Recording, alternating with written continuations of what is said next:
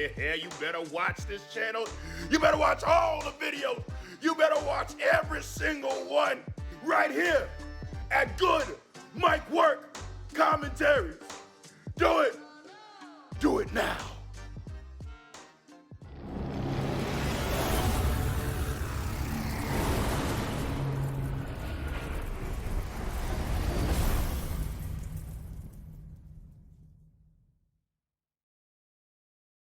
What's up, everyone? Good Mike Work Commentaries back at you, and we have got a really fun Patreon-sponsored review to get to today. I cannot tell you how long I have waited on this channel to do a review on Beyond the Mat. This has been a documentary that's been requested many times throughout the years from a lot of you, and we've spoken about Beyond the Mat countless times on the channel throughout the years on Q&As and live streams, but I've never really sat down and done a full review on this now 21-year-old documentary that many fans are very familiar with. Most modern fans, anyway, have seen Beyond the Mat multiple times. This was a very big deal when it came out. It was even in the movie theaters in some parts of the country. And looking back, a lot of this footage, even to this day, 2 decades later, is very surreal to see, from a fan's perspective, and to see a lot of the inner workings, especially in WWE, and some of the crazy things we saw, from the Attitude Era and from the many wrestlers that were documented and chronicled throughout this nearly 2-hour documentary. And we all owe a very big thank you to awesome Patreon supporter Michael Tong. He is the reason that we're doing this review today. He donated to have this one done. And man, Michael, you really did me a favor here, because I, like I said, have been waiting to do this review for a long time and have just never really gotten around to it. And I've seen the documentary multiple times as well, but it's probably been somewhere in the neighborhood of, 5 to 10 years since I've actually watched this thing straight through. So it was kind of cool to go back and watch this again and take a look at all the different chapters and all the different wrestlers they chronicled here. And, it still kind of blows my mind how much at this time anyway, in 1999, that the curtain was really peeled back here. And I think it was a really, really interesting documentary. And we're going to go through the whole thing here. And I think it's going to be a lot of fun. So this will be a fun post-Thanksgiving holiday review for you guys to enjoy heading into the holiday season and the end of the year here in 2020. I'm glad I'm finally getting around to doing this. So again, Michael, I want to thank you very, very much for your donation and your support. And I appreciate you finally giving me a reason to do this review, because it is long, long, long overdue. So buckle up. This one should be a lot of fun. Beyond the Mat, it was released on October 22nd, 1999. So we're about 21 years and 1 month removed from the release of this thing. And I remember when it came out. Like I said, it was in the theaters in certain portions of the country. It was not where I happened to live in North Carolina at the time. But this was also being filmed right after Wrestling with Shadows. And Wrestling with Shadows was such a big deal when I kind of got wind of this. And I remember hearing about the filming, and I remember the documentary was being in production. It was going to be out. I did not get a chance to see this myself until it was released on video, on VHS, which actually I have right there. We'll pull these down. I've got the VHS copy and the DVD copy. So this is the one, this is the actual one, I believe, that I still have, that I was able to watch when it finally did come out. Actually, this is a special edition, so I don't know if maybe I got this later, but I did get my hands on a VHS copy right after it was released and was able to watch it. It's pretty awesome. Years later, I picked up this Ringside special edition DVD, which has a few extra exclusives on it. Some Jesse the Body Ventura sit-down stuff with Mick Foley and whatnot. So if you've never picked these up, they're fairly inexpensive on eBay or Amazon. Take a look. If you are, for some reason, if you're maybe a younger fan or a more modern fan or a newer fan, there's a chance you might not have seen this. So if you haven't, pause this video, go check out Beyond the Mat. You can probably rent it on Amazon for a couple of bucks. Check it out, come back to this review, and see what you think, because it's interesting, and it's kind of got a cult following. It's very quotable. I mean, wait until we get to the part about Dennis Stamp. That's some fun shit. Now, in terms of WWE's involvement in this, I always found it interesting that Vince McMahon gave Barry Blaustein, full reign to go and film whatever he wanted in the WWE. I guess the story goes that after the production of the movie, Vince wasn't into it anymore. He kind of changed his mind, and WWE did absolutely nothing on their television show anyway to promote or plug this movie whatsoever. So something changed in the process there of production, to wrapping there. Maybe Vince saw the movie, maybe he saw an advanced copy, and he did not like what he saw, and he didn't want to be a part of it anymore. But he had agreed to do it and agreed to allow the documentary crew to have full access to the backstage workings of, the Monday Night Raw, the big tryout that we saw with the APW guys.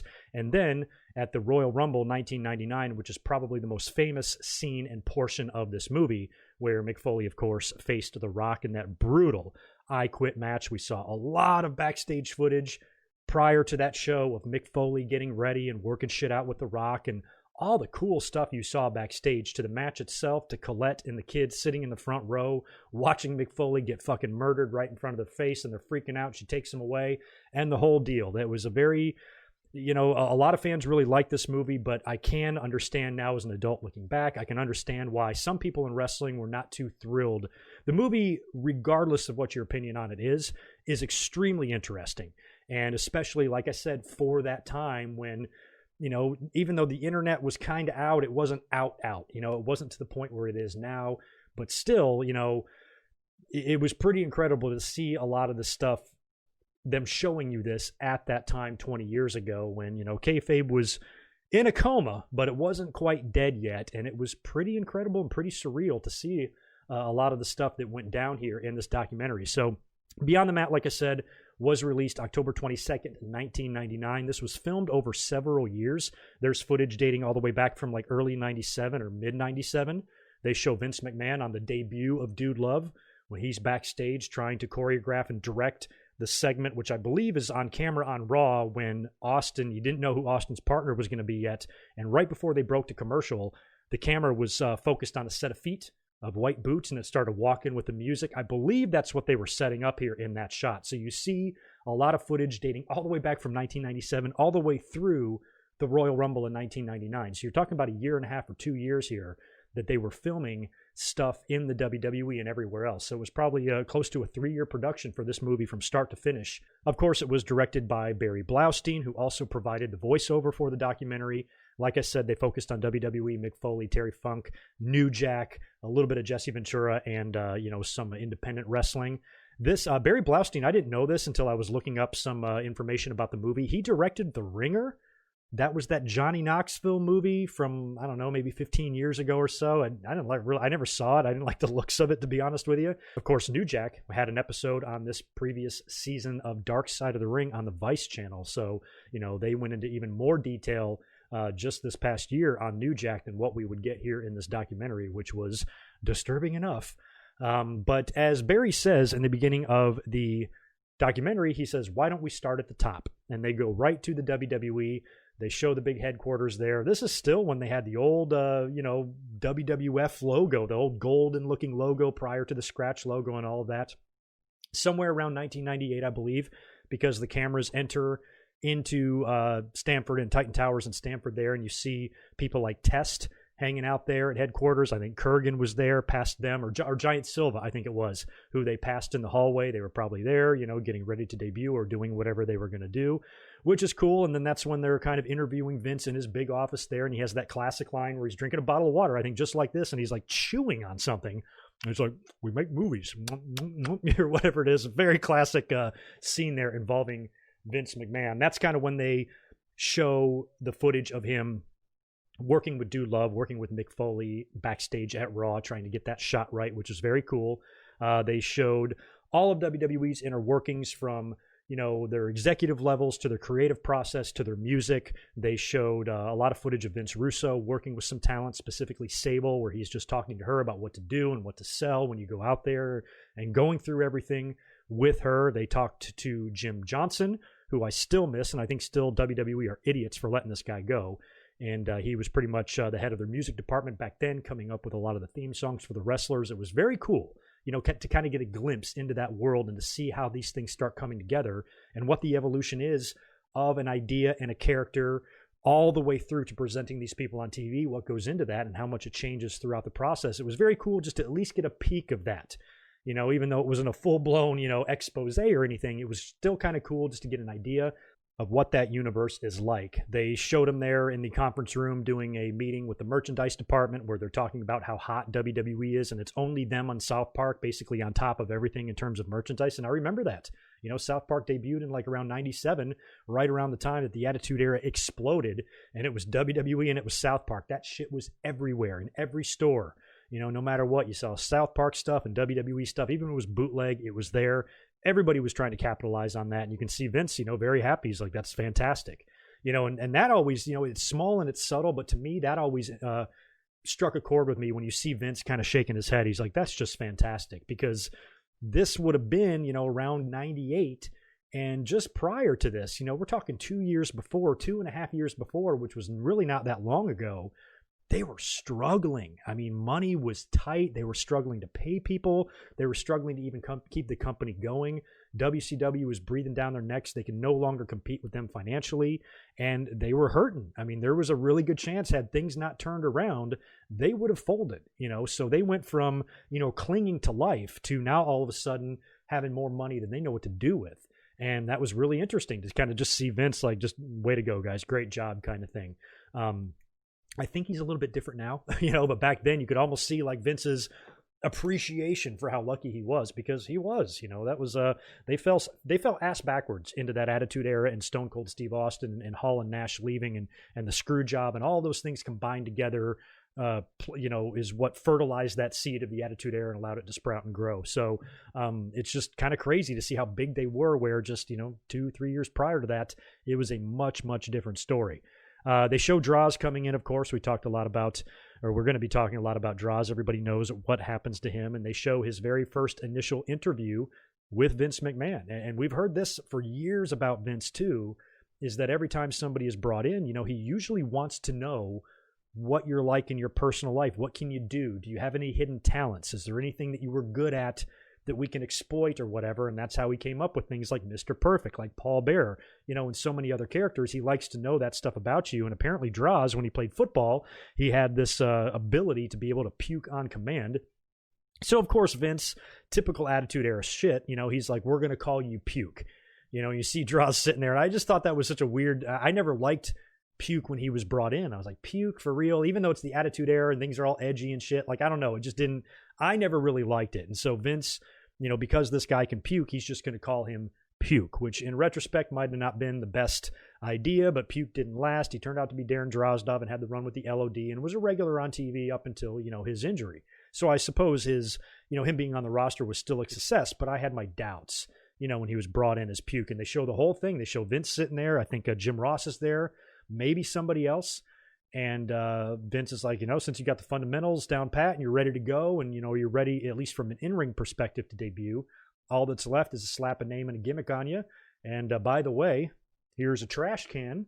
Why don't you just go puke right here in front of the bosses, in front of your head of talent relations and, the chairman of the board, so to speak. And no pun intended, Droz choked. He couldn't do it. He tried to puke and it wouldn't come out. So that was always a funny part of the documentary, but they still brought him in as Puke, and he still did a couple of things on Raw where he did, throw up or regurgitate on command or whatever. Even showed footage of Droz calling his mom. And he's like, Mom, you'll be real proud of me. I'm now known as Puke. Funny stuff. Best wishes to Droz. Still just such a horrible tragedy, but what a good guy. What a great guy. Dude never held a grudge. Poor D'Lo Brown's had to carry that his whole life. And Droz, he's not bitter, which is incredible, because I'm not quite sure if I could be that same way. So we'll talk about Droz a little bit more here later on. They touch on him at the very end of the documentary. They interview Justin Credible as well. I wanted to mention this because on the screen, if you watch the Beyond the Mat documentary, they spell his name Justin Incredible instead of Justin Credible, which I found hilarious. He was telling a story of how he asked Vince McMahon for his release, and Vince wouldn't give it to him. Imagine that. Vince, because Justin says, he goes, Vince told me that they have too much invested in me. For real? I was a fan back then. I remember everything about the 90s. Did you really have that much invested on Aldo Montoya, the Portuguese man of war with a jockstrap on his face? For real? And he said that Vince instead sent him to USWA to work for no payoffs. When he asked for his release, not only did he not get the release, he got a punishment for it. So they were kind of highlighting a little bit how Vince can have that cutthroat businessman mentality, and he cannot be trusted. Even Dave Meltzer was on the documentary too, and he said the same thing. He goes, I wouldn't trust Vince McMahon based on his track record. He's given us no reason to trust him at all. We see Al Snow being interviewed as well, where he's saying a few things about his start and his relationship with Vince McMahon. While he's talking, you see guys like The Rock, Kane, and X-Pac all walking behind him in the locker room. Very cool stuff. They talked to Afa, of course, who's a little bit better terms with them now, based on what Roman is doing there. They moved on after that to talk about a little independent promotion in Northern California. I believe it was in the Bay Area. It was called APW, and it was ran by a interesting looking gentleman by the name of Roland Alexander. And I always thought when this documentary came out, my first impression of Roland was not a good one. I thought he came off as like a carny, for one, and he's also kind of an asshole, and he's a little bit delusional, just based on the size of his show and what he does, and how rinky-dink his shit really is. He has since passed away, so we don't want to, drag him through the mud here or anything, but I never liked the way he came off in this documentary ever, and every time I watch it again, I'm like, what an asshole. He was an accountant, and he just ran a little, wrestling school where he would train guys, and they would run weekly shows or monthly shows. They were called gym war shows, and it was basically in this fucking barn. The place looked like a shithole. And that's where they would just run their shows. And a lot of guys would come there, learn to work, for very, very little payoff. And if they were to get good enough to actually be signed by a major promotion like WWE or WCW, Roland would get 20% of their contract. There's a scene there where he's on the outside of the ring after guys are training. He goes, hey, if you need to get payments in, make sure you get them in. I'm going out of town.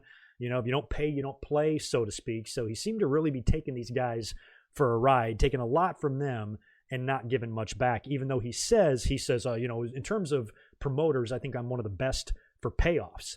And then they go right into an interview with one of the guys that got the WWE tryout, Tony Jones, where he says, sometimes I haven't gotten paid. There's no excuse for not paying somebody. So here you have Roland saying he's one of the best payoffs in wrestling, but then one of his star students hasn't even been paid a couple of times. So he kind of comes off as insincere a lot. He's trying to say one thing, but clearly, he's full of shit. They show this was my favorite part when he's kind of in his office there, and they bring in two guys who kind of like look alike. They were probably brothers, and they were inquiring about starting in the wrestling school. And he basically tells them right up front, are you prepared to make a $500 deposit today? So just like that, he's going to take $1,000 from these guys. And then he has the balls to lecture these gentlemen about proper ways of eating, nutrition, and what to eat and not to eat. He goes, stay away from the Jack in the Boxes and shit like that. Meanwhile, this guy is a slim, trim, 340 pounds easily. I mean, he is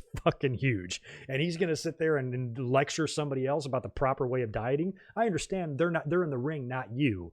But it comes off kind of strange when somebody like that is telling you what to eat. You know what I mean? So I always just kind of left a bad taste in my mouth, this guy, Roland. And that's when they bring up Mike Modest. Now, Mike Modest, who's, had some cup of coffees and some various promotions, he's been TNA and stuff, but he never really had a full run in WWE or WCW, never really got signed, never really reached his potential according to Roland. And he was their star student. And he trained at the gym. He was a trainer there, and he lived in the room above the gym. And he has a second job where he picks up bodies and takes them to the morgue to be embalmed or dealt with or whatever. So he even had a side job where he had to do that. And he was the trainer at the school, and he lived above the gym. And he was trying to get a contract and was never able to. But he was able to get a tryout. Along with Tony Jones, they were somehow able to get a tryout with the WWE. I don't know if this was done for the purposes of the movie. I don't know if it was Blaustein, kind of pulling the strings here. I don't know, like without Beyond the Mat, I don't think these guys would have gotten a tryout. I don't think.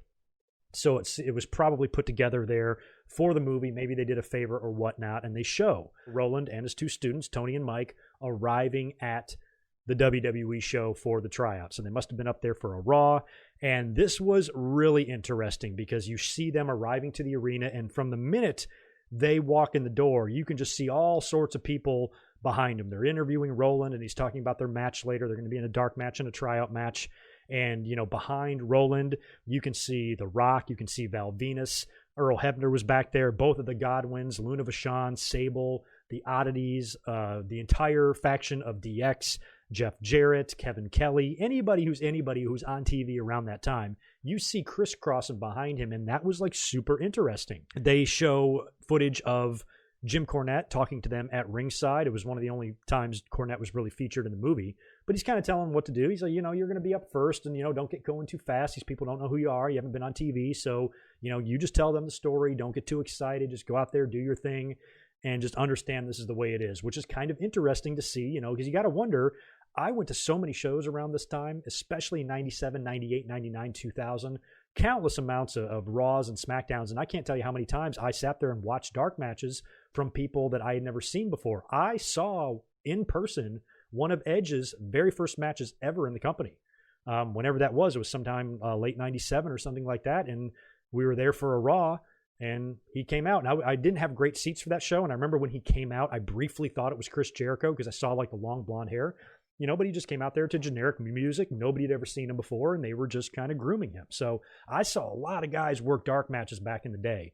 And it's kind of cool to see all this stuff, how it comes together. And when you're like an outsider who's not signed, but coming in for a tryout, what your demeanor is, what your etiquette is backstage, where can you go, what can you do, what are you allowed to do, what are you not allowed to do, and all that stuff was really interesting to kind of get a glimpse of here. So they have their match, and this is another interesting part about all this too.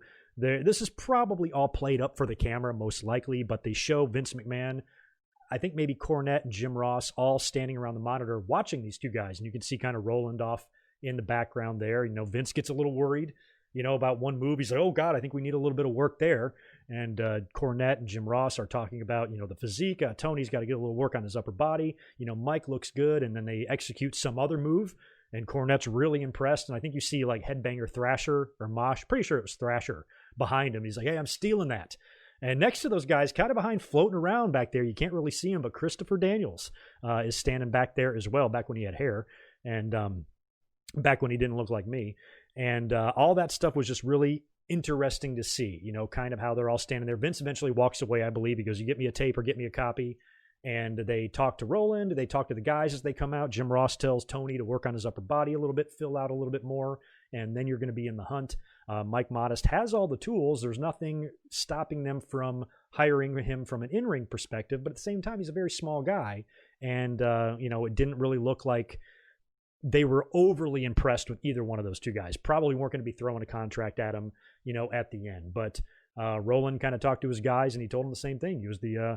He was talking to Mike. He's like, I think the overall impression was Tony's got potential, but Modest is ready. But I don't think either one, obviously neither one of them ever got a contract from WWE. They were in the backstage area. Mick Foley, because he's Mick Foley, and Mick Foley is literally the nicest human being that has ever goddamn lived, walked up to him, shook their hand. Hey, good job out there. Don't worry about it. Good luck. Such a good guy, just giving these guys a little pep talk because, he might not see him again, and he wouldn't.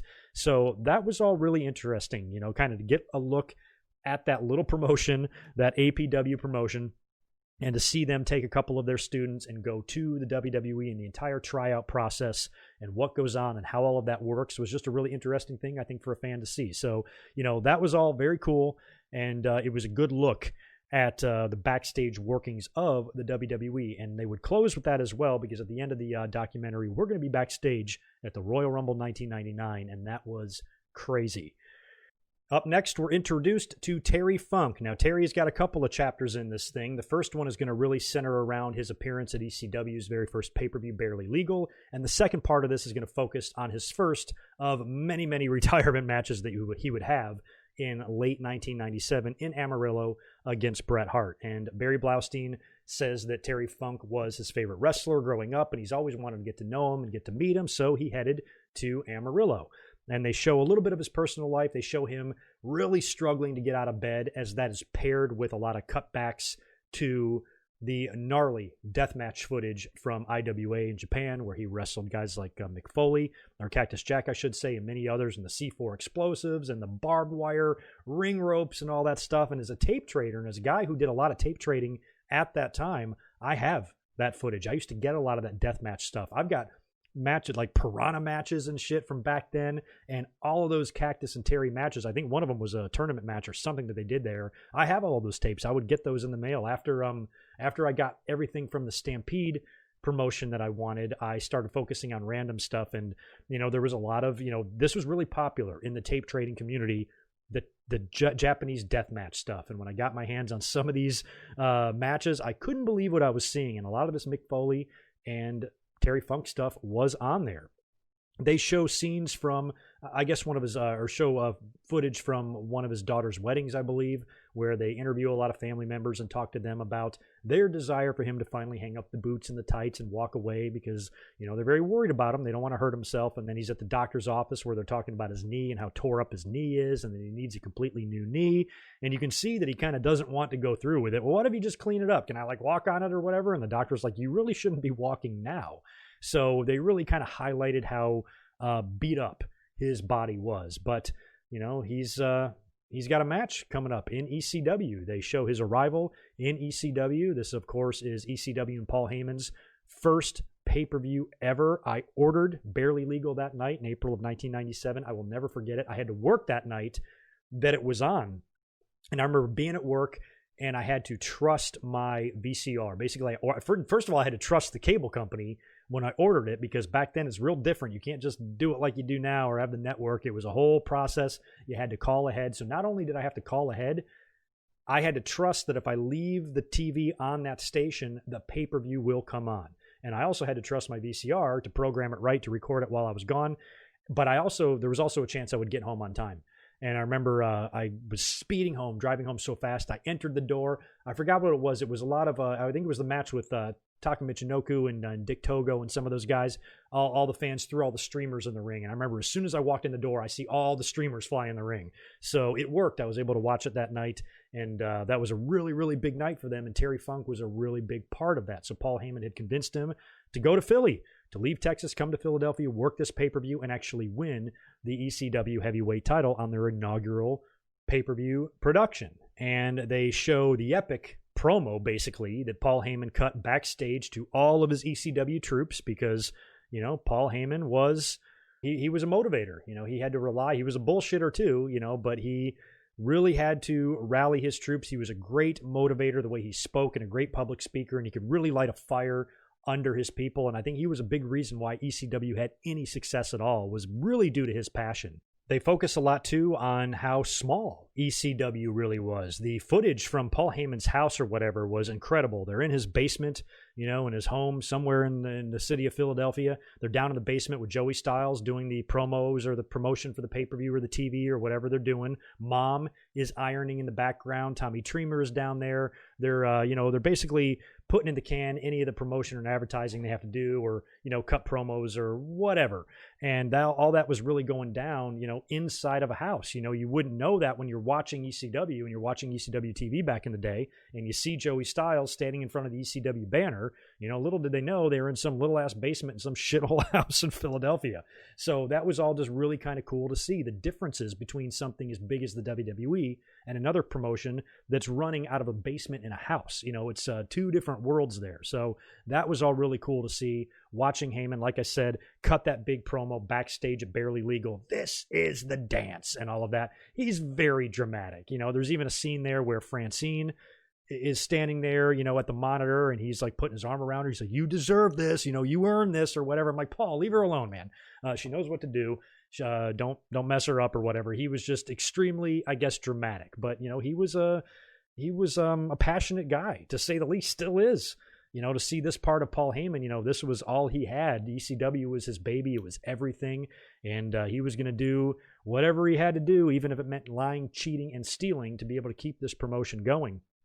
And Terry Funk came in to do a really, you know, big favor for him that night. And they showed a lot of footage from the arena, that packed house they had there in the little ECW arena. A lot of scenes from, you know, right at the production area and up at the, you know, the crow's nest or the perch, you know, where Paul Heyman was walking back there, where they had more cameras, and a lot of Terry Funk's family was sitting there as well watching him.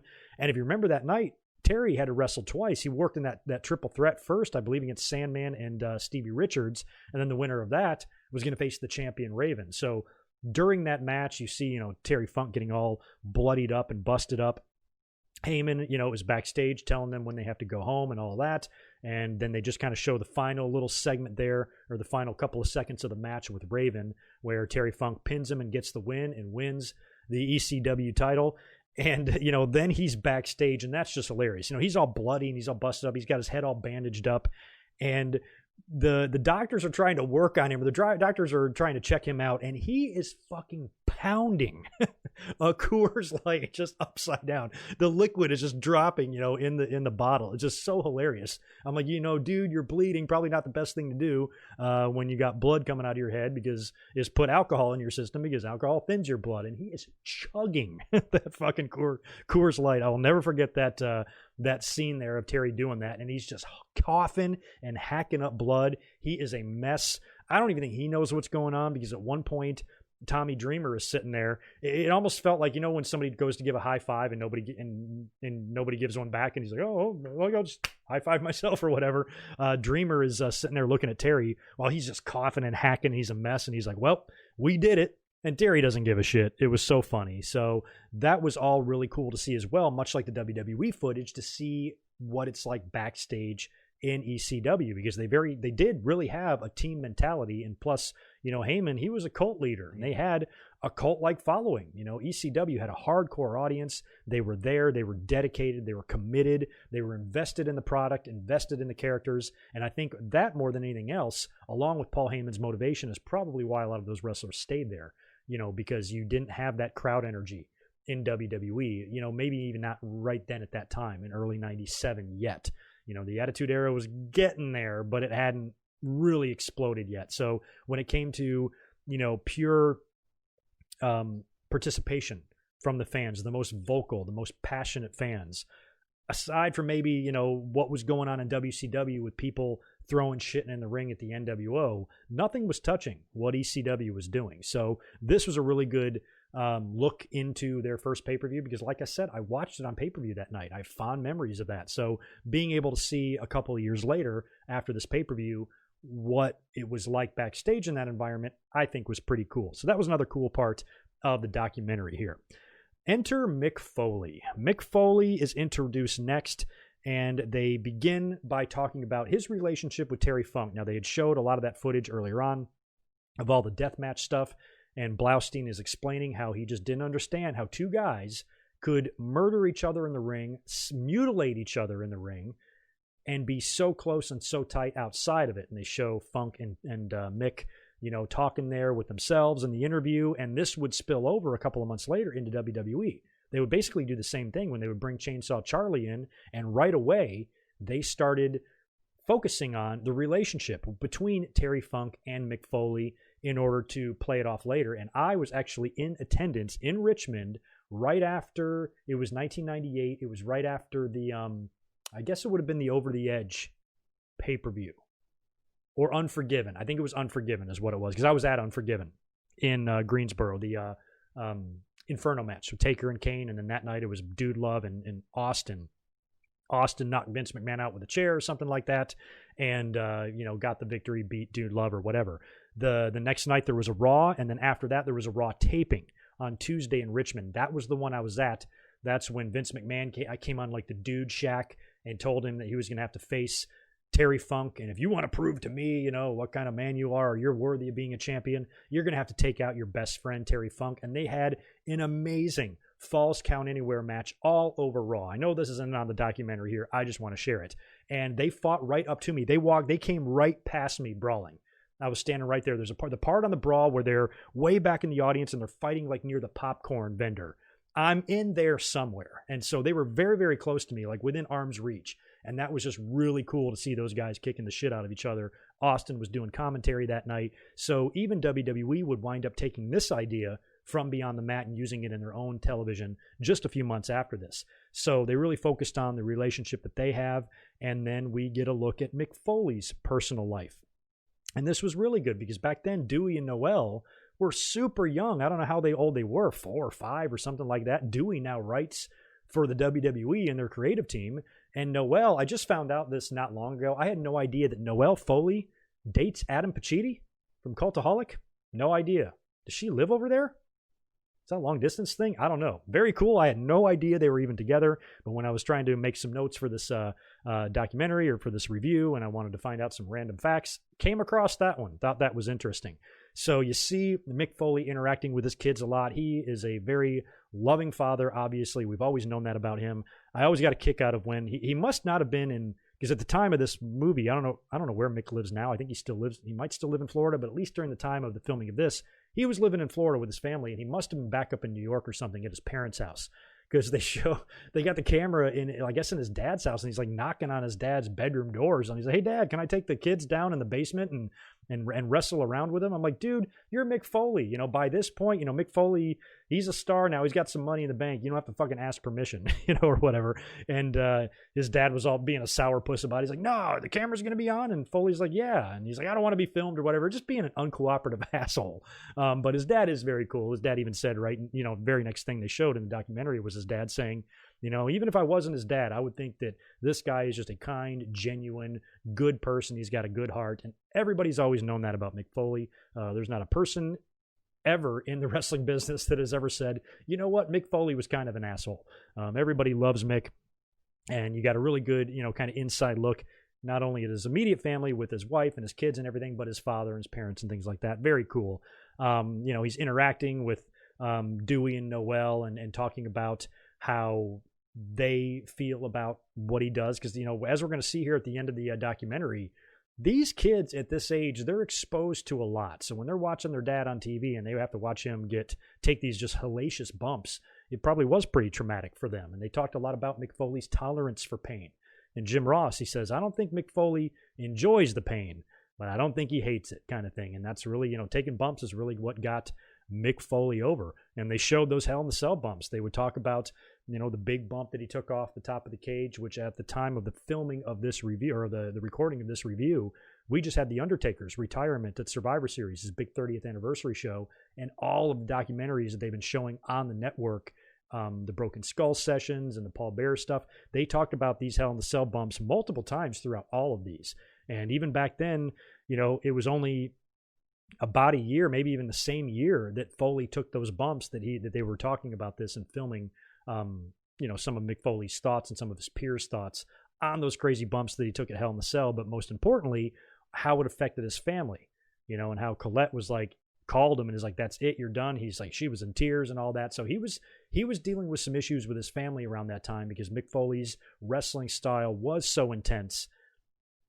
And he still, he had young kids at home and he had a wife that all depend on him now. And it was probably really traumatic for them. So they really focused on that a lot, and they would pay it off huge at the end of the documentary here. Probably the darkest part of the documentary was up next. And that's when they talked about Jake the Snake Roberts. Now, this was 21 years ago when Jake was a very, very different person. I recently saw Jake on the Chris Jericho cruise back in January. And in the past few years, he's done a marvelous job of really keeping himself together. DDP is a big reason for that. And back at the filming of Beyond the Mat, if you would have told me 21 years later Jake would be in a good place, I would have said hell no. He was on that cruise surrounded by all that temptation. I never saw him drinking or doing anything. We sat through one of his podcasts, one of his stand-up shows. I saw him in the casino gambling.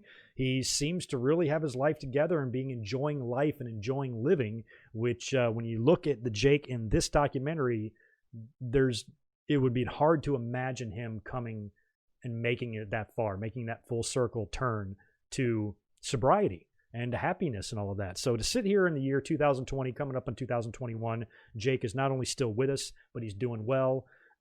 That's just wonderful, especially when we get into what we're going to talk about here. Vince McMahon and Jim Ross talk a little bit about Jake Roberts. They asked them a couple of questions, and Vince said something along the lines of, with Jake, I never really knew which person I was talking to, Jake the wrestler or Jake the person. They show footage of him working a show in North Platte, Nebraska. Now, whenever this show was, it was definitely in the dead of winter. I've never been to Nebraska, but this looked like the most depressing place to live ever. Granted, it was in the middle of winter. It was in the middle of the summer. There would have been blue skies. Maybe I wouldn't have, thrown up so hard at the sight of this place. But my God, it just looks like a miserable place to live. Gray skies, freezing cold. Jake's got this thing over his head and he's coughing, phlegm and hacking, and, the breath is coming out. And they're just like in this little shithole town in the middle of fucking nowhere to do this independent show, which ironically and honestly had a pretty decent crowd at it. I think it was at some fucking rodeo place or something. They show footage of Jake's match. By then he could still turn it on. You got to remember, this would have been filmed, I guess, in 98.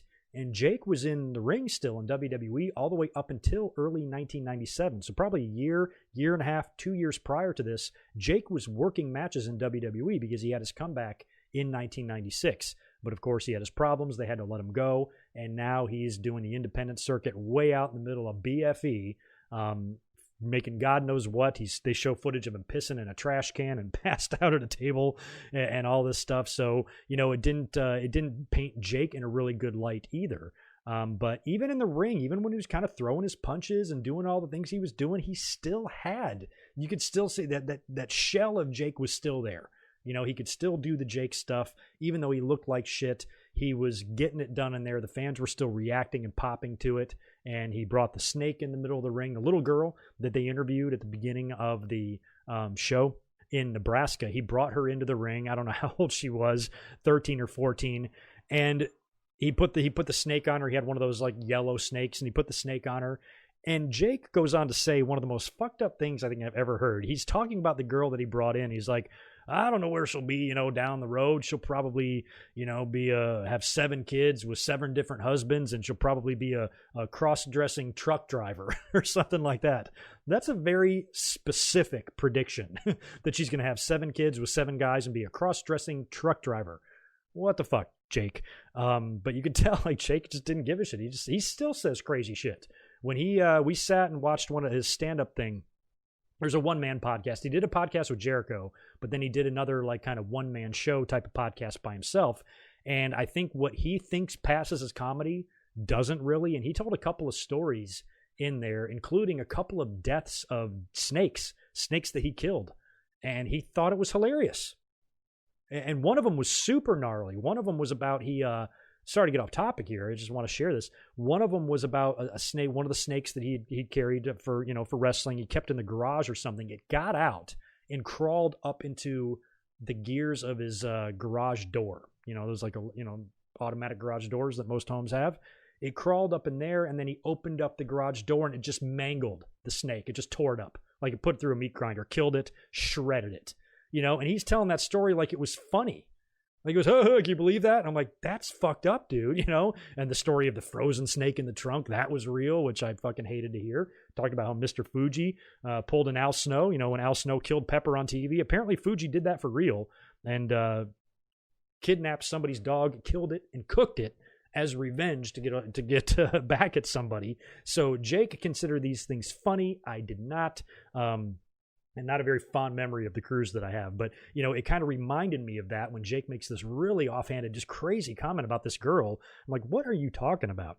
But anyway, they show all that footage of the show, and then he hops in the car and starts driving with Barry. Now, Barry and him take like an 8-hour road trip to wherever they were going, I guess, to go see his daughter, I believe. Or actually, I think it was his dad. I think they were going to see Grizzly around this time. And during the car ride, Jake completely spills his guts about his personal life, about everything that happened to him at home and all the abuse and things like that, and the stories of sexual abuse. And in years, as years would go by here, we would hear so many horror stories about what happened to Jake and his family, especially with his dad. Jake tells the story in the documentary about Grizzly Smith, how this big asshole is not in jail. I will never know. And he says he was going to visit his dad in this documentary. They show the two of them doing yard work and Jake talking about how, he's always wanted his dad's acceptance and all of that, but also goes on to say how Jake was conceived. He said, I was a child of a rape. My dad raped a 13-year-old girl. My dad raped the 13-year-old daughter of the woman he was dating. She then became pregnant with Jake, and Jake was born. He also had several siblings, one of which was kidnapped and murdered, which Grizzly is a suspect in. And, of course, his other 2 siblings were also in wrestling, Sam Houston and Rockin' Robin. Now, he doesn't mention Sam or Robin in the documentary, but they were also, especially Robin. I've seen shoot interviews before where she has talked about being raped by her own dad. This is fucked up. And how Grizzly was like never brought up on charges here, I have no idea. I mean, he's been an agent in WWE before. This guy has, there's a part of him that has like respect in the wrestling world. And to me, that always just blew my mind how Jake would even want to have this guy included in this documentary, be seen with him, and still, and I don't know. I mean, this is something on a level that I've never experienced, so I can't put myself in Jake's shoes. But for him to want the approval of Grizzly Smith, why? The dude's a piece of shit, raping a 13-year-old girl. Are you kidding me? And that's how you were born? I mean, and apparently he's just has a lot of stories like this. He was just a sexual predator, and he was a big guy, and there wasn't a lot that some people can do. And it just blows my mind how much shit Grizzly Smith got away with. And I wish he would have paid the price. I wish he would have gotten we would have gotten justice, and he would have gotten what was coming to him. But to hear about that stuff is just horrible and uncomfortable. And Jake, like I said, touched on it here. But if you want to find out more, about the crazy things that went on in that family, you can look that up yourself. And like I said, buckle up, because it's gnarly. He goes on to show or talk about, his relationship with his wife, and how relationships in wrestling, marriages, things like that just don't work out because the guys are on the road. And I remember when Cheryl Roberts was on TV, Cheryl Roberts was gorgeous. She came in. They brought her in. I don't know why. Maybe Jake wanted to keep her close to her. He could feel the temptation, so he wanted to travel with his wife or whatever. That obviously didn't work out. But they did the thing with Rick Rude, where Rick Rude was hitting on her at ringside, and then Jake came out and stripped Rude's tights off, stripped him completely naked on Superstars and all of that. So they had brought Cheryl in for a brief time, but their marriage just crumbled because it couldn't sustain what the road life does to you, what the partying does to you. And Jake would have, he'd have women in every town, and then he'd said things in the documentary, first it's one, and, then it's two, and then it's one with toys, and then it's two with toys, and talks about all these crazy sexual escapades. And he's like, and then when you go back home and try to be with your wife, it's just like not the same. So he told some horrifying stories in this thing. And it's, like I said, the fact that Jake is in a good place in his life, that's a credit to his strength, because, if any of this stuff would have happened to me at all, I'm not sure if I would have been able to come out of that. Not to mention the sibling that was lost, that was kidnapped and murdered, presumably by the man she was seeing, and things like that. All of these tragedies, one after another. No wonder Jake was fucked up. Think about the way he was born into this world. And through, and then the life that he had, it's really amazing in 2020 that this man is still alive. I'm grateful that he is. My God. After that, Barry would go on to talk about several other wrestlers as well. Just give a quick little spotlight on them. One of them was Chyna, and they showed some footage of her probably around 98, prior to the cosmetic surgery that she had, and showed footage of her getting her nails done and talking about things. They showed some footage of her and Triple H, getting into a car and interacting a little bit. And they talked about her facial reconstruction that she got. It was about the beginning of 99 or the end of 98 or something like that. I remember when she popped back out on TV, I barely recognized her. And it was at the request of WWE. They wanted to enhance her femininity and asked her to get this done, and she did, and it was weird at first seeing Chyna like that, until things started, kind of filling in or whatever it does or whatever. She was, it was shocking to kind of see her at first, especially when you weren't expecting it. Like, damn, what the hell? And then as, a couple years went on, we became more used to it. But, still WWE encouraging somebody to do that, that's always rubbed me the wrong way as well. They talked to Spike Dudley. Spike Dudley must have just had a match. He's like outside some ECW show, I'm sure. And he has just got this gash across the top of his forehead. And he is just bleeding buckets coming down there. It's dripping all in his eyes. And they're asking him, like, why do you do this? And he talked about the education that he has and some of the other jobs that he could be doing, but that he just loves taking bumps. And they're telling him, like, wipe your head off, dude. And he's like, well, wipe it. And he just wipes the blood. It's just disgusting.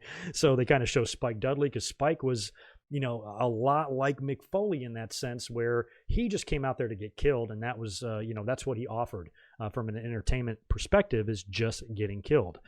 This is when they talk about Jesse Ventura. Like I said earlier, I feel like Jesse was almost shoehorned into this documentary a little bit, because they didn't need to include him. But I think when he became governor, I felt like they probably felt like they had to or something, and had a little piece on Jesse the Body Ventura as well. And they also talked about Vince McMahon. They talked about Vince McMahon being the performer in the ring, and Barry said, WWE was kind of light on heels, and, the biggest one in the company is the boss, especially after the screw job and stuff. So they focused a little bit on Vince McMahon being an in-ring character and wrestler as well, which was interesting. And then they finish up with New Jack. And Barry actually went and found New Jack. He flew him, I believe, out to L.A. and scored him an audition with some agents in Hollywood or whatever to try to, kickstart his acting career, which, let's be honest, nobody, even in New Jack's prime, I never once thought this guy could ever be a presence on the silver screen or on TV at all. New Jack talks about a lot about his fucked up life. He talked about his 4 justifiable homicides that he had. And they show footage of him and Barry hanging out and driving in the car and then getting the audition and the people there kind of being very nice. The one guy was like, that's goodbye. Thank you for your time. But, you might be able to be a sidekick. You might be able to you do have some sort of a presence to you. Maybe you can land some sort of a role, but you're never going to be Denzel, basically, is what they went on to tell him. And, of course, like we said, just this year in the Dark Side of the Ring season, we had an episode completely dedicated to New Jack, where we found out a whole lot more about him. But his little piece here in Beyond the Mat is pretty memorable. The New Jack stuff also, again, for me, wasn't a highlight, but I also think it's a part of the movie that was a highlight for other people. Like, most people always remember the New Jack portion. We go back to Terry Funk now. We rejoin Terry. He just had his big match in ECW at Barely Legal. I believe by this point he had since dropped the belt. Because I don't think he held it for very long in ECW. I think by the summer he had dropped it, maybe even by the next pay-per-view. I don't remember.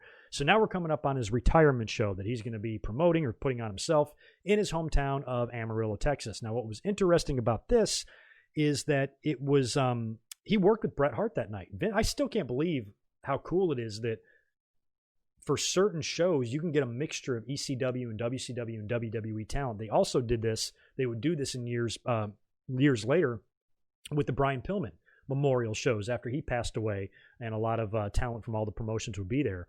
So Vince, I guess, was okay with his champion going down to Texas to work with Terry Funk in this match. But the fact that Bret was champ here tells me, I don't know exactly when this was filmed, or when the show was held, but it had to have been sometime between SummerSlam and Survivor Series of 1997. Bret won the title at SummerSlam, and of course the screw job happened at Survivor Series. So this show happened somewhere in between then. So it was going to be centered around that.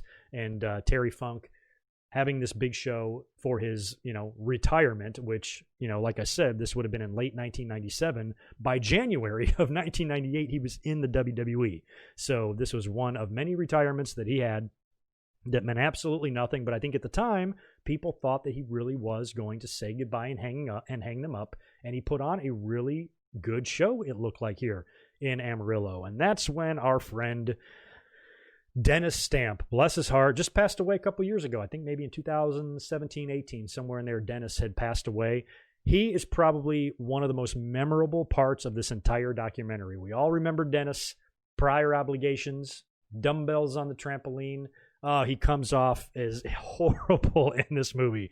Not bad. He doesn't come off as evil. He just comes off as lame.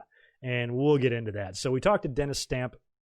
This is all played up for the documentary, because why would they even interview him if the first thing they ask him is, are you going to be at the show? He's standing outside of the arena, by the way. He's standing right in front of the arena. He's like, no, I'm not going to be here because I'm not booked. I'm not booked, he says. That become a very quotable line in years to come, and says that he's not going to come because of that. And he basically, in so many words, starts cutting a promo. Starts cutting a promo about how if anybody can have a great match with Dory Funk, it's me. And he expressed sadness for not being booked. It was a lot of this woe is me shit. Didn't come off well. Very off-putting. Doesn't really make you feel sympathy for someone like him at all when he's being such a little bitch about it. And then the best part, they show footage. This has been parodied so many times throughout the years, but they show footage of him at his house, and that's when he's on the trampoline with the dumbbells. He's like, and he hadn't had a match in 6 years. He's like, never know when my next match is going to be, but I got to stay in shape just in case I'm called. I don't do any tricks. I just jump. And he's just jumping up and down with these like little tiny like girl dumbbells. It was so funny. And then we see the conversation that Dennis and Terry Funk would have. Terry Funk approaches him and, says, well, why aren't you coming to the show? And he's like, well, because I'm not booked. He's like, come on, I want you to be there. Come on, I want you to be there. And then he tries to, plant the seed in Terry's head. He's like, well, I wanted to be booked as a referee and you wouldn't book me there either. And that's when Terry's like, well, why don't you referee me and Bret? And he's like, no, I have prior obligations. He's like, come on, I want you to referee me and Brett. So Terry really wants him to be there, but he's being all standoffish. He's just being such a passive-aggressive little baby. He just did not come off good at all in this. They have the conversation. They show a couple of other things, and they come back to Terry. Dennis approaches him, and he goes, do you really want me to referee? And Terry's like, yeah. He goes, well, I just canceled my ticket. It cost me $200 to be here for you, which is a complete lie. He obviously was telling the camera, he was whining about not being booked just so he would be able to get booked. And now he's acting like he bent over backwards to make himself available. Give me a break. And now he's kissing Terry's ass. He's got his arm around him. He's basically got his tongue on his fucking neck. Dennis Stamp just came off as a little whiny baby in this, and I did not like him at all.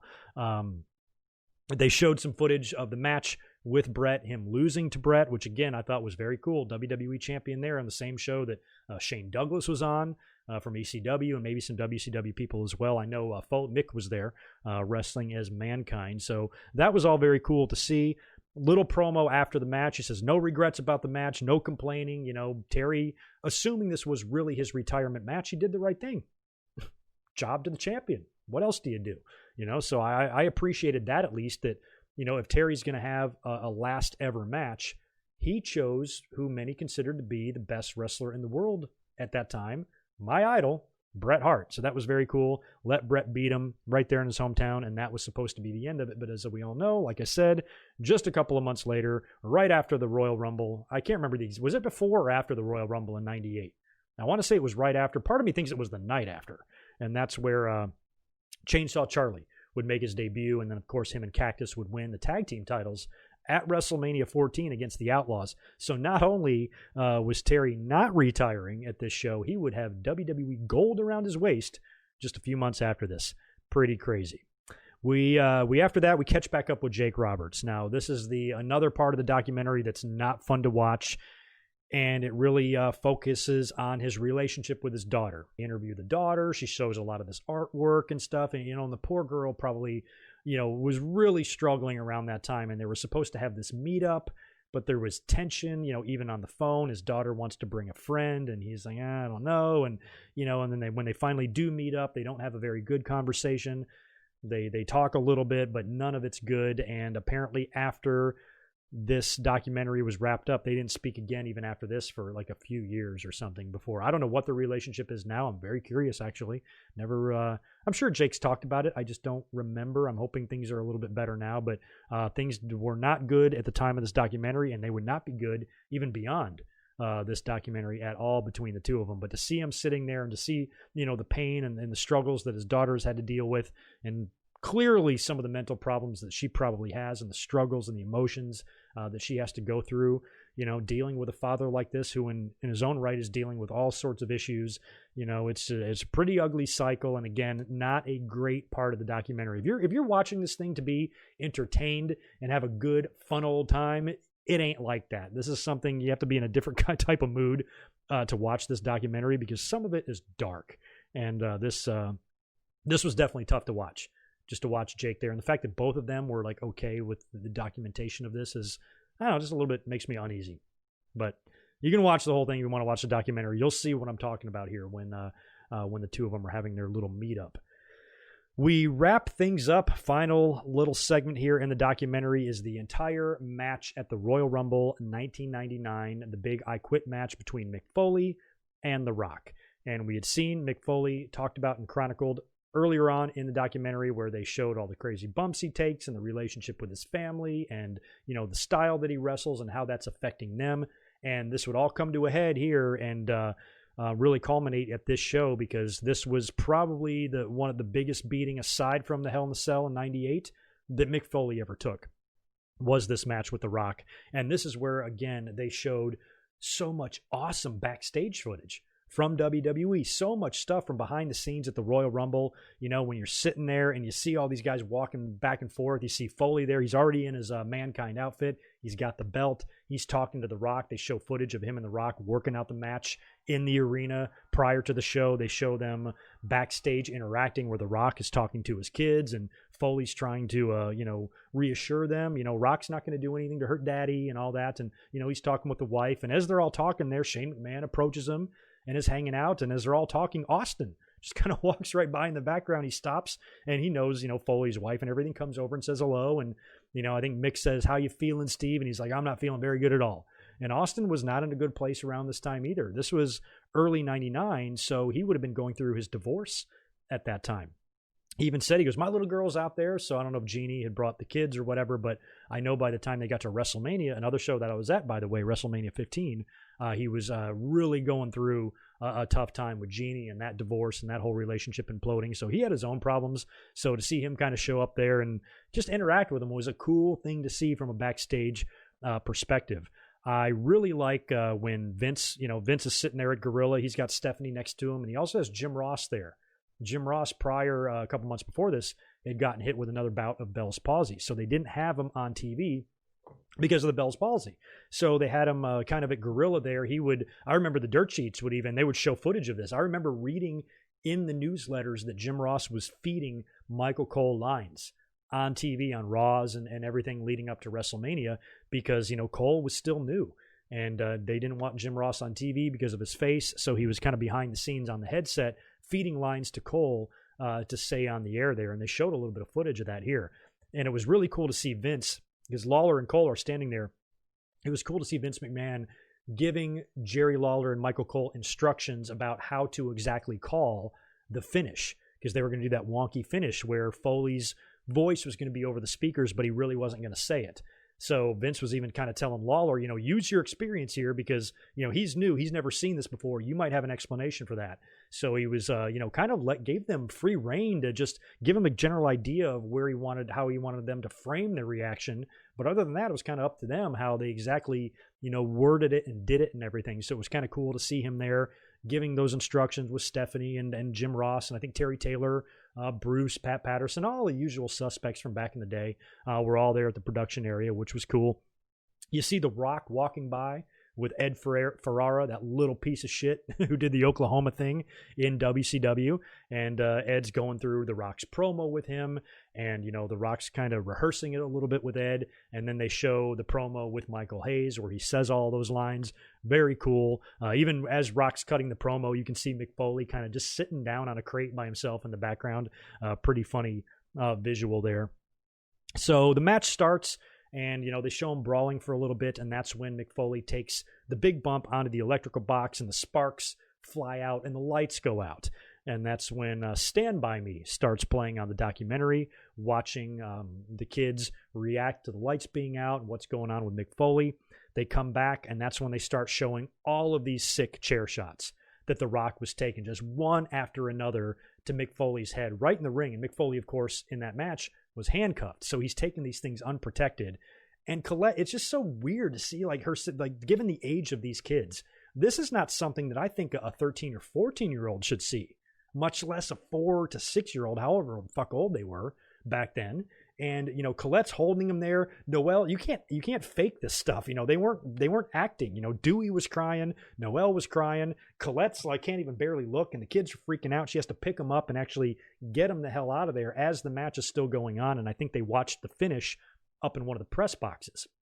So they were down there at first, and they had to watch just Mick Foley get his ass kicked and hear The Rock's music play, and of course he regained the title that night, would wind up, he would drop it back to Foley, right? He would drop it back to him at Halftime Heat, actually, the Super Bowl, and then win it back, I think, at the February pay-per-view prior to going into WrestleMania to drop it to Steve. So this was, right off the heels of that great victory that Mick Foley had on Raw, where Austin interfered. One of the best nights on Monday Night Raw ever when he won the title.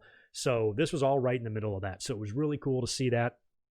And then the match is over, and we go backstage. We see Foley coming through the curtain there. He is just covered in blood, just this thick, disgusting blood. He almost looks like a horror movie villain or something, or a horror movie victim, one or the other. He's got blood all over his face, and he's totally fine with Dewey and Noelle just being there and seeing that graphic type of violence. I always thought that was really, even though Mick is a great person, a great dad, for him to think that it's okay, that's appropriate for a kid to see, I don't know. Not sure if I question his judgment, basically, is what I'm saying. To have that much blood on your face, even if you try to smarten your kids up, they're kids, they're 5, they're 6. Do they really even know what kayfabe or a work is? and you really have to explain it to them, Just look real as shit to them when they're in the front row freaking the hell out, you know what I mean? So he's back there. They show him walking like by himself, very eerie shot of him just walking into this empty, quiet locker room or bathroom area, and he just looks at his head. You can just see this gash in his head. He looks at himself in the mirror, and it's just opened right up, and everybody backstage gives him a standing ovation, and you can see like kind of the pain on his face or whatever. And this, this was a famous match because there was some legitimate, it's probably the only time in Mick's life that he actually got legitimately mad, maybe after the screw job when Brett got the title taken away. But other than that, he was, there was a little bit of heat with him and The Rock, and they would even show a little bit of that later on when they would meet up, and Foley was kind of giving him shit for, kind of messing up a couple of times. So he's a complete mess. They show him laying there now with the doctor getting all stitched up and that giant, gaping wound in his head. Droz comes over, cursing up a storm right in front of his little kids. He's like, Mick Foley, you are the fucking man. That was fucking amazing. I'm like, dude, watch your mouth. There's kids there. Noelle's fucking 4. Give her a break. So I found all of that hilarious. Finally gets all stitched up, and he runs into The Rock. And he thanks him, of course. They have a nice little conversation. But he did express some criticism. He definitely seemed a little bit annoyed with The Rock for hitting him so many times and hitting him in the wrong place. Because you see him talking to Rock. He's like, didn't you saw me turn my head and then you walked around the other side of me and gave me another one. And then Rock's like, yeah, when you turn around again, then I kind of understand. And then Foley was like, and you were hitting me in the wrong place. So I don't know what he meant there. They show before the match, they show them doing something to his head. So they might have been gimmicking his forehead. And he might have already had a pre-cut wound there that he wanted Rock to hit so it would really open up. But whatever they were doing there, Rock was hitting the wrong side of his head. So he was kind of saying, you hit me on the wrong side. And you got to remember, like back then, Rock's been around 2 years. He's been around 2 years and 2 months. He's still a rookie in a lot of view, in a lot of respects. He's a guy that is champion. He's on top, but he's going to make some mistakes, and he's going to have signs of, being green from time to time. And some of those things, going overboard in the heat of the moment where you're laying in maybe 1, 2, 3, 4 more chair shots than you really should on Mick Foley, hurting him bad. Foley's like, you were hurting me.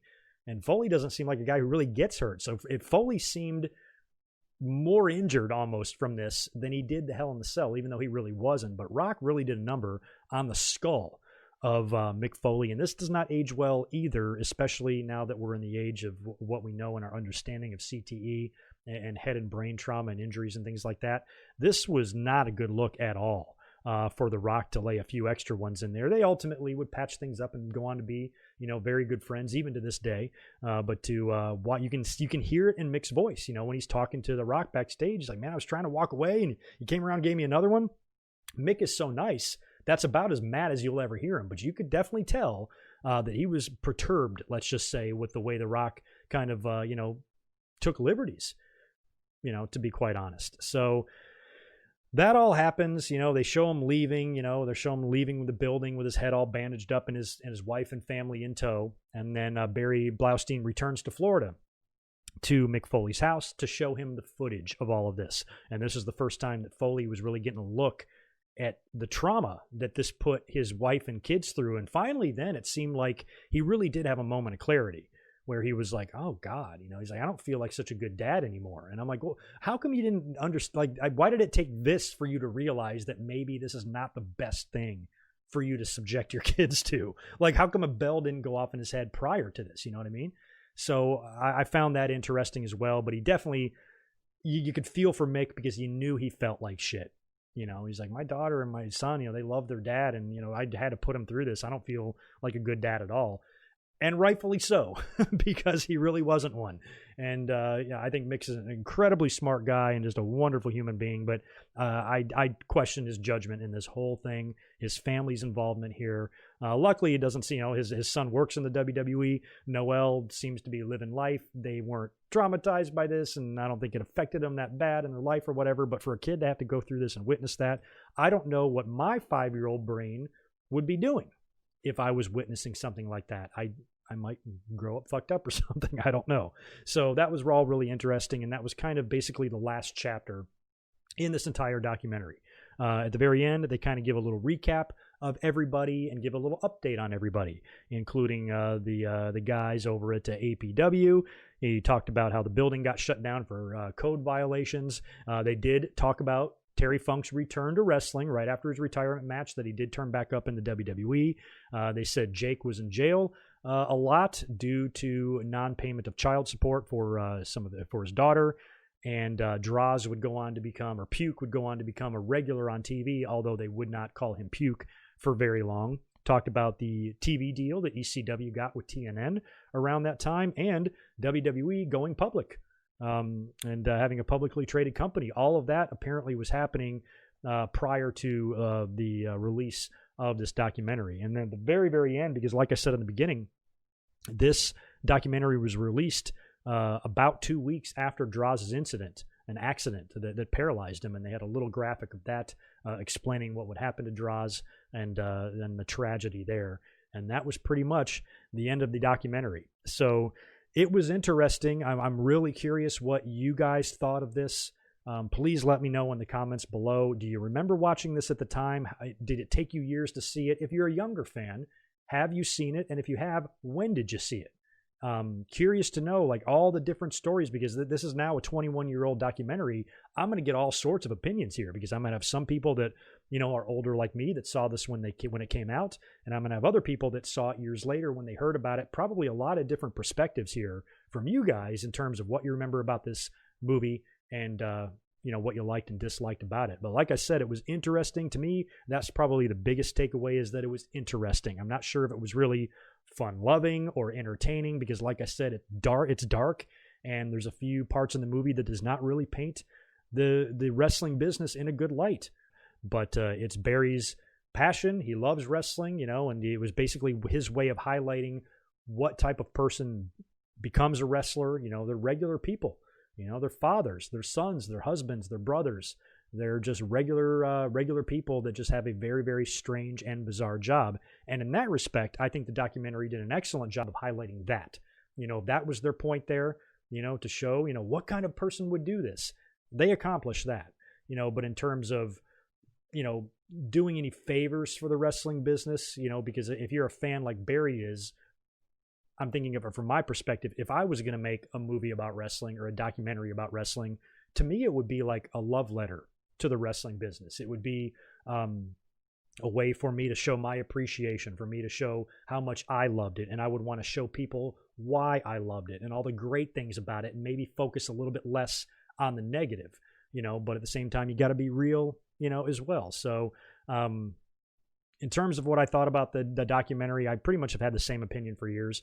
It was interesting, but I'm not sure. And it was interesting for a fan to see some of the things that they showed here, but that was about it. From a wrestling fan's perspective, I was amazed by some of the things I saw. But in terms of, you know, me being a lifelong wrestling fan, approaching 40 years now of watching this stuff, I'm not sure if this made wrestling look very great. And I think wrestling could have probably survived just fine without this documentary being made. But let me know everything you think about this, memories, opinions, thoughts, whatever, and anything I missed here. I think I pretty much covered everything in the documentary, but if there's anything else that I missed here that you want to make mention of, please do that in the comments below. I would really appreciate a like and a share on this video, so please hit that thumbs up. Make sure you subscribe if you have not, and I'll be back up here very, very soon for another Patreon-sponsored review. This one is going to be on Divas Undressed 2002. So stay tuned for that. You guys take care. Thanks a lot for hanging out today, and I'll talk to you real soon. Peace.